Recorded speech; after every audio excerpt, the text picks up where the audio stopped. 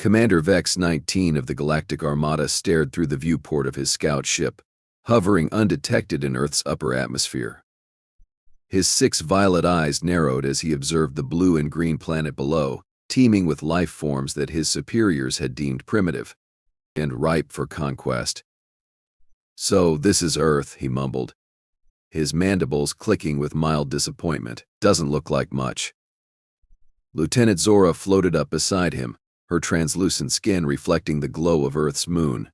"Sir, preliminary scans indicate the dominant species calls themselves humans. They possess rudimentary technology, nuclear capabilities, and something called TikTok that appears to be slowly destroying their civilization from within. Sounds like we'd be doing them a favor by invading." Vex-19 chuckled, his laughter sounding like marbles in a garbage disposal. "What's their military capability?" Officer Cracks, the weapons specialist, hovered over to a holographic display showing Earth's defense systems. "Primitive projectile weapons, sir. Mostly kinetic energy weapons that fire metal projectiles, some directed energy weapons, but nothing that could penetrate our shields. Their most advanced weapons are nuclear. But those are surprisingly restricted.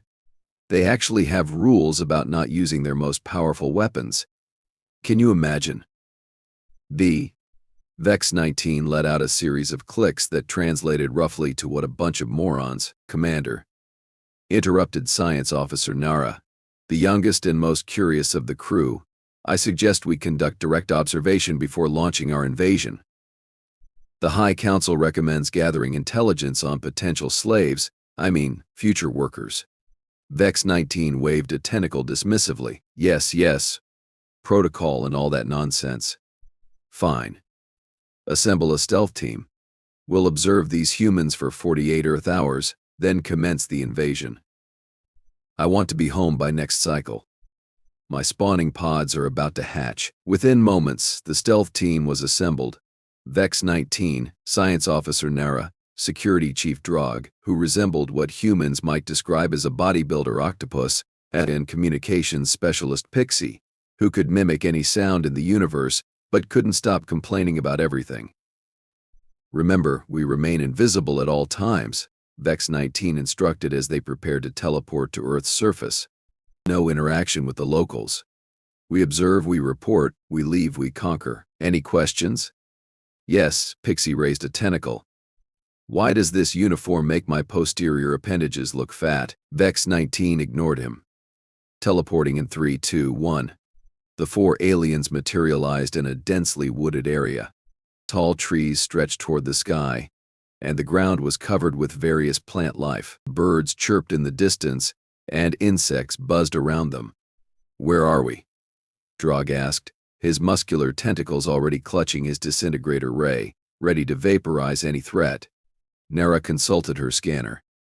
"According to Earth geographical designations, we are in a place called Yellowstone National Park in a region they call Wyoming. Why here?" Vex-19 questioned, annoyed. "My algorithms determine this location offers optimal opportunity to observe humans in a natural setting while minimizing risk of detection," Nara explained proudly. "Fine. Let's find some humans and see what makes them so special, though I doubt we'll find anything impressive," Vex-19 grumbled. They moved silently through the forest, their cloaking devices rendering them completely invisible to human eyes. After about 30 minutes of walking, or floating, in Pixie's case, they heard voices ahead. "Humans," Drog hissed, readying his weapon. "Stand down. You trigger-happy mollusk," Vex-19 ordered. "We're here to observe." They approached cautiously until they could see a small clearing where 2 humans had set up what appeared to be a temporary dwelling. "Fascinating," Nara whispered, scanning the humans with her device. "The taller one is male, approximately 35 Earth years old. The smaller one is female, approximately 32 Earth years. They appear to be engaging in a recreational activity called camping. They voluntarily sleep outdoors? On the ground?" Pixie asked incredulously. "And people call us aliens weird." The humans, completely unaware of their extraterrestrial audience, went about their business setting up a tent and preparing food. Jack, did you remember to pack the bear spray? The female human asked, rummaging through a backpack. Of course I did, Megan. It's in the side pocket, the male replied, hammering a stake into the ground. Though the chances of actually seeing a bear are pretty slim. Vex-19 turned to Nara. What is a bear? Nara quickly searched her database. A large mammalian predator indigenous to this region, apparently quite dangerous to humans, yet they camp in bear territory? Without force fields? Drog shook his head. These creatures are even dumber than our intelligence suggested.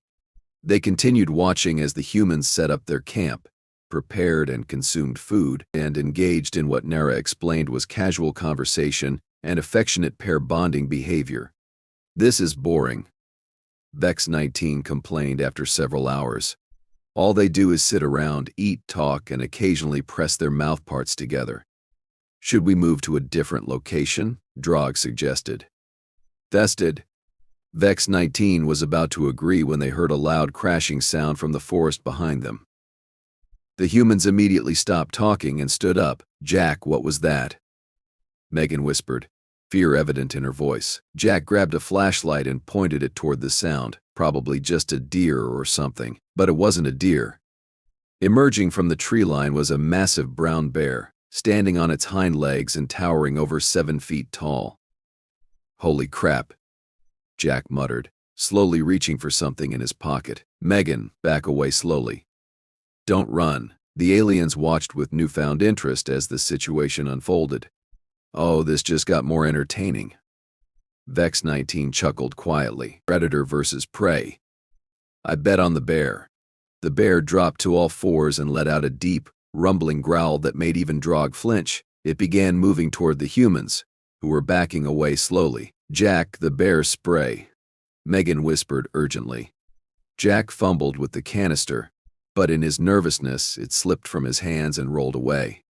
Oops. That's unfortunate, Pixie commentated dryly. The bear charged. Ben, what happened next would forever change the aliens' perception of humanity. Instead of running or cowering, Jack did something completely unexpected. He stepped in front of Megan, grabbed a burning log from their campfire, and roared back at the bear. Come on then, you furry mountain of trouble, Jack shouted, waving the flaming log. You want a piece of me? Let's dance. The 4 aliens watched in stunned silence as the human charged toward the bear, swinging the burning wood like a weapon. Is he challenging a predator 3 times his size? Nara whispered, her scanner dropping from her tentacles in shock. That's not rational. Drog muttered. Her intelligence indicated humans were supposed to be intelligent. The bear, momentarily confused by this unexpected behavior, hesitated. Jack took advantage of this pause to wave the fiery log closer to the bear's face, causing it to rear back. Yeah, not so tough now, are you? Jack taunted, continuing to advance. Go on, get out of here. He's trash-talking a predator, Vex-19 said incredulously. These humans are absolutely insane. The bear let out another roar and swiped at Jack, who narrowly dodged the massive paw that could have taken his head off. He stumbled backward but managed to keep his balance and the grip on his flaming weapon. Megan, grab the bear spray, Jack called without taking his eyes off the bear. Megan dashed for the canister while Jack continued to hold the bear's attention. The bear charged again, and this time, Jack couldn't fully dodge. A massive paw caught him across the chest, tearing his jacket and sending him sprawling to the ground. Oh, he's done for, Pixie announced, as if commentating a sporting event. Place your bets on how many bites it'll take for the bear to. But Jack wasn't done. Bleeding from his chest, he rolled to his feet with surprising agility and grabbed a large rock from the ground. As the bear approached, he hurled it with remarkable accuracy, striking the animal right between the eyes. The bear shook its head, momentarily dazed. Did you like that, Fuzzy? There's plenty more where that came from, Jack shouted, already reaching for another rock. Megan, anytime now with that spray. Got it, Megan called, rushing to his side with the canister. The bear charged again. Jack pushed Megan behind him and prepared to face the animal once more. Just as the bear reached them, Megan stepped to the side and unleashed a cloud of bear spray directly into the animal's face. The bear roared in pain, pawing at its eyes and snout. It stumbled backward, clearly disoriented. "And stay away from my campsite," Jack yelled, grabbing more rocks and pelting the retreating bear until it finally turned and lumbered back into the forest. The alien stood frozen, trying to process what they had just witnessed. Jack turned to Megan, his chest still bleeding. "Are you okay?" "Am I okay?" "You're the one who just wrestled a bear," Megan exclaimed, already pulling out a first aid kit. "That was either the bravest or stupidest thing I've ever seen." Jack grinned through the pain. "Probably a bit of both. But hey, it worked, didn't it?" As Megan tended to Jack's wounds, the aliens regrouped a safe distance away. "Did you see that?" Nara whispered excitedly. "The human fought a predator several times its size and mass, and won," Drog added, a new tone of respect in his voice. "Not just one," Vex-19 said slowly, his 6 eyes blinking in sequence as he processed the implications. "He fought to protect his companion. He put himself in danger deliberately. And he trash-talked the whole time," Pixie added. "Who trash-talks an apex predator?" Commander Vex-19 looked back toward the campsite, where Jack was now sitting by the fire, laughing about his encounter while Megan bandaged his wounds. "The High Council's intelligence is flawed," Vex-19 declared. "These humans, they're not just primitive tool users. They're completely out of their minds?" offered Pixie. "Exactly." Vex-19 nodded. "And that makes them dangerous, very dangerous." Ben, as they watched the humans continue their evening as if fighting off a massive predator was just a minor inconvenience, Commander Vex-19 made a decision that would change the fate of Earth forever. "We need more data before we proceed with invasion plans," he announced. "Much more data." Little did the 4 aliens know, this was just the beginning of their education about humanity, and their invasion plans were about to get much more complicated. The next morning, Commander Vex-19 assembled his crew for an emergency meeting aboard their cloaked ship, which hovered silently above Yellowstone National Park. "What we witnessed yesterday requires further investigation," he announced, pacing back and forth on his tentacle tips.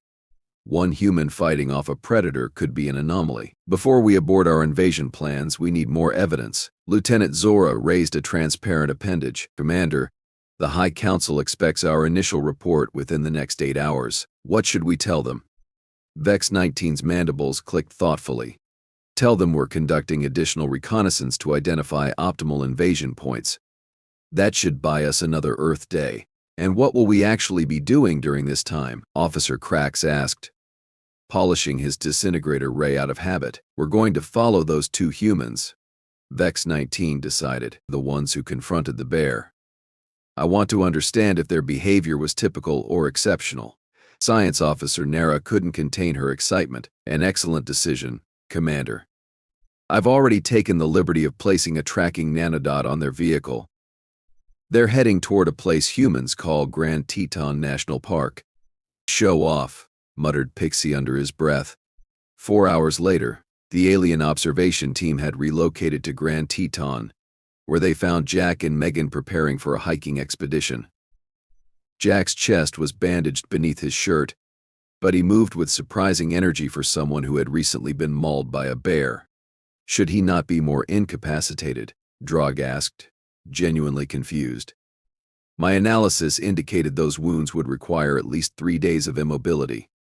Nara scanned Jack from a distance. "His adrenaline and endorphin levels are elevated. He's in pain but suppressing it. Fascinating pain management." The aliens followed as Jack and Megan began hiking up a steep trail. Other humans were on the same path, some moving faster, others slower. "Look at that one." Pixie pointed to an elderly human with white hair using walking sticks to navigate the rocky terrain. "That specimen must be near its expiration date, yet it persists in this pointless vertical movement. They deliberately exhaust themselves. For recreation?" Drog shook his head. "Our invasion would be a mercy." As they continued their observation, the weather began to change. Dark clouds gathered overhead, and the temperature dropped rapidly. "Jack, I think we should head back," Megan suggested, eyeing the sky warily. "That storm's rolling in faster than predicted." Jack checked his phone. "No signal up here. Can't get an updated forecast."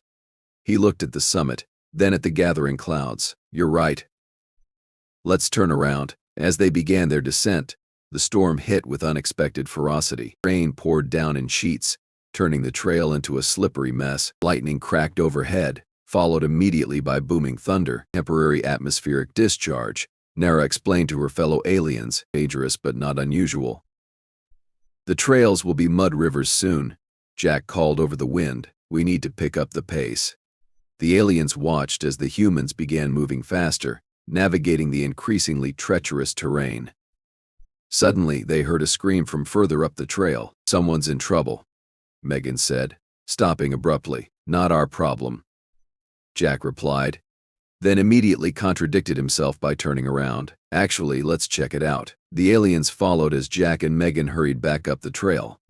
Around a bend, they found the elderly hiker Pixie had noticed earlier. The man had slipped and fallen, his leg bent at an unnatural angle.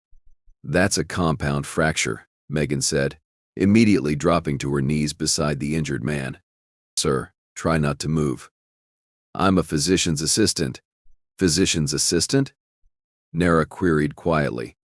"Ah, a medical professional." This explains her competent response to Jack's injuries yesterday. The old man groaned in pain. "My grandson," he went ahead, "needs to know I'm hurt." "What's your name, sir?" Jack asked, already shrugging off his backpack. "Walter," the man grimaced. "My grandson is Thomas." Red jacket. "Dest, I'll find him," Jack decided immediately. "Megan, can you stabilize his leg in this weather?" "Jack, you should stay. We can send Thomas for help when he comes back looking for his grandfather. That could take too long. Walter needs medical attention ASAP, and Thomas could get hurt searching on his own in this storm." Without waiting for further discussion, Jack turned to Walter. "I'll find your grandson and bring him back." "Now, Dane?" "Megan's great at first aid. You're in good hands." The human is deliberately separating from his group during a dangerous weather event to locate an unknown juvenile. Vex-19's voice conveyed his utter bewilderment. This contradicts all survival logic. "Why, Jack? Perhaps they value their young disproportionately," suggested Drog. "Many species do. But this isn't even their offspring," Vex-19 countered. "It's a juvenile completely unrelated to them." The aliens watched as Jack continued up the treacherous trail, calling out for Thomas while the storm intensified around him. They followed, curious to see how this seemingly irrational behavior would play out. After 20 minutes of searching, with the storm now reaching dangerous levels, Jack finally spotted a figure in a red jacket huddled under an outcropping. "Thomas?" Jack called out, fighting to be heard over the wind. The figure looked up, a teenage boy with fear evident on his face. "Yeah? Who are you?" "I'm Jack. Your grandfather Walter fell and injured his leg. My friend Megan is with him. But we need to get back down and find help." Thomas jumped to his feet. "Grandpa's hurt? How bad?" "Mess. Broken leg. But Megan's taking good care of him." "Come on. We need to move carefully. The trail's getting worse by the minute." As they started back down, Pixie floated closer to Vex-19. "Commander, our sensors indicate a flash flood forming in the basin below. These humans are in serious danger. Their problem, not ours," Vex-19 replied, though his tone lacked conviction. They followed as Jack and Thomas navigated the slippery trail. Suddenly, the ground beneath them gave way. Jack reacted instantly, shoving Thomas to solid ground while he himself began sliding toward the edge of a steep drop. "What's happening?" Drog asked as the aliens hovered safely above the collapsing trail section. "Landslide," Nara explained, scanning frantically. "The rain has destabilized the mountainside." Jack clawed desperately at the muddy slope, managing to grab onto an exposed tree root just before he would have plunged over the edge. He dangled precariously, the raging waters of a newly formed flood channel visible 30 feet below. Thomas, Jack shouted. Stay where you are. Don't try to help me or you might fall too, but you'll fall. The teenager cried, looking around frantically for some way to help. Just go find Megan and your grandfather. Tell them what happened. I'm not leaving you, Thomas insisted, dropping to his stomach and inching cautiously toward Jack. The aliens watched this drama unfold with growing fascination. The juvenile refuses to abandon the adult, despite clear instructions and logical survival benefit, Nara observed. This mirrors the adult's earlier decision not to abandon the search. Commander Vex-19 was uncharacteristically silent, his 6 eyes fixed intently on the scene. Thomas managed to extend a hiking pole toward Jack. Grab this. Vez. Jack reached for it but stopped when the root he was holding began to give way. It's not going to work. The root's coming loose. Wozen. Then grab it faster, Thomas shouted. With a final desperate lunge, Jack grabbed the hiking pole just as the root tore free. Thomas was nearly pulled over the edge himself but managed to brace against a boulder. Slowly, painfully, he hauled Jack back onto somewhat stable ground. Both lay gasping in the mud for a moment before Jack sat up. Nice teamwork, kid. Your grandpa must be proud. Thomas managed a shaky smile. He's always saying I spent too much time on video games. Guess all those hours of Tomb Raider paid off. Jack laughed despite their dire situation. Let's get moving before the rest of this slope decides to join the party downstairs. As they carefully made their way back to where Megan and Walter waited, the aliens followed in stunned silence. Finally, Pixie broke the quiet. They saved each other despite having no genetic relationship or apparent prior social bond. And then they joked about it? The appropriate response would have been to leave the injured and continue to safety, Drog stated, though without his usual conviction. Commander Vex-19's mandibles clicked rapidly, the equivalent of a thoughtful hum. Perhaps our understanding of appropriate responses needs recalibration. When Jack and Thomas rejoined Megan and Walter, the aliens witnessed another peculiar human behavior. Despite his obvious pain, Walter insisted they check Jack for injuries first. You risked your life for my grandson, the old man said. The least I can do is make sure you didn't crack your fool head open doing it. The hierarchy of care appears fluid, Nara observed. Age and injury status seem less important than perceived contribution to group welfare. Inefficient, noted Drog, yet effective, countered Vex-19. With the storm still raging, the humans worked together to construct a makeshift stretcher for Walter using hiking poles and jackets.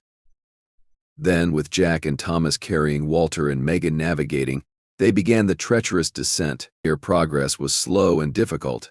Twice they had to change routes when sections of the trail had washed away. Once, Megan nearly fell herself but was caught by Thomas. Throughout it all, they maintained an unusual combination of focus and levity. Next time you want to go hiking in the mountains, Walter, Jack grunted under the weight of the stretcher, maybe consider something crazy like checking the weather forecast first. Where's the fun in that?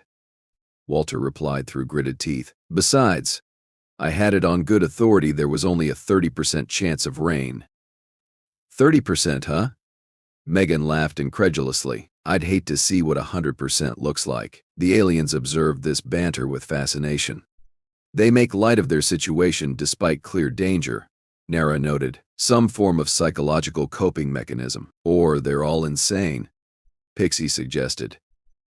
After an arduous journey, they finally reached the bottom of the trail where park rangers had begun organizing a search party due to the dangerous conditions.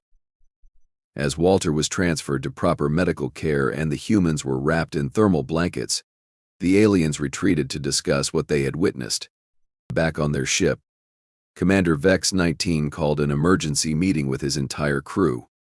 We've observed multiple instances of human behavior that defies our previous intelligence, he began. They deliberately place themselves in danger to assist others. They work cooperatively despite lack of genetic relation. They maintain psychological resilience through humor in life-threatening situations. So they're brave, Lieutenant Zora suggested. Any species exhibit courage. No, Vex-19 countered. It's beyond bravery. They're unpredictable. They challenge apex predators with burning sticks. They navigate treacherous terrain to find strangers. They laugh in the face of death. Sounds like they'd make terrible slaves, Officer Krax noted. And formidable enemies, added Drog soberly. Science Officer Nara projected her findings onto the ship's main screen. My analysis indicates that this psychological profile combined with their technological trajectory makes humans uniquely dangerous. Given sufficient provocation, I believe they would fight to the last individual rather than submit to conquest, and they'd probably trash-talk us the entire time. Pixie added. Commander Vex-19 paced the bridge, his decision forming. Finally, he stopped and faced his crew. I'm recommending that we classify Earth as a Category 9 non-invasion planet, he announced. Gasps echoed around the bridge. Category 9 was reserved for worlds so dangerous that contact was to be avoided at all costs. But sir, protested Krax, our shields, our weapons, are meaningless against a species that would fight a bear with a flaming stick, Vex-19 interrupted. This isn't about technological superiority. It's about will. He gestured toward the view screen showing Earth below them. These humans, they don't know when they're supposed to give up. They ignore survival odds. They risk everything for strangers, and somehow, against all logic, it works for them. The High Council won't be pleased, Zora warned. They've already allocated resources for the invasion. Then we'll bring them our recordings, Vex-19 decided.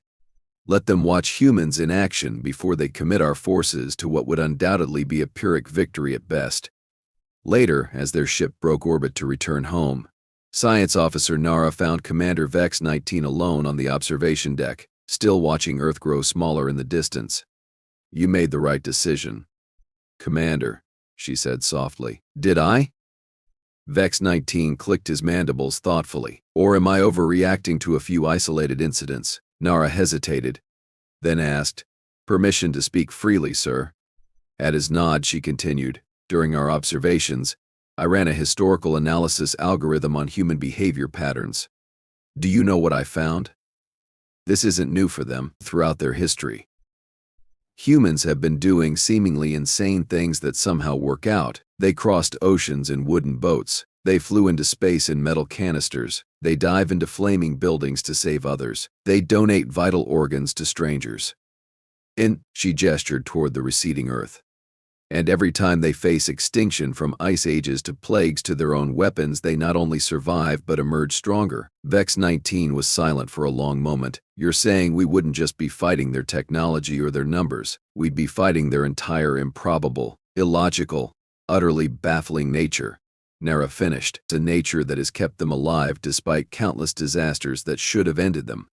Commander Vex-19 turned from the viewport and headed for the bridge, his decision now firm in his mind. Set course for the High Council, he ordered, and prepare the complete observational record. I want them to see everything. And the official recommendation, sir? Lieutenant Zora asked. Vex-19's mandibles clicked with finality. Earth is to be classified Category 9. Extreme danger, no contact authorized. As their ship accelerated to faster than light speed, leaving the solar system behind, Commander Vex-19 made one final entry in his log. These humans fight bears with flaming sticks. They rescue strangers in storms. They laugh in the face of death and form instant alliances with anyone in need. They are the most terrifying species we have ever encountered, not because they are strong, but because they simply refuse to accept defeat as a possibility. May the stars help any fool who tries to conquer them. And with that, Earth was safe from at least one alien invasion, protected not by its militaries or technologies, but by a human fighting a bear with a burning branch and a bad attitude. Sometimes, that's all it takes,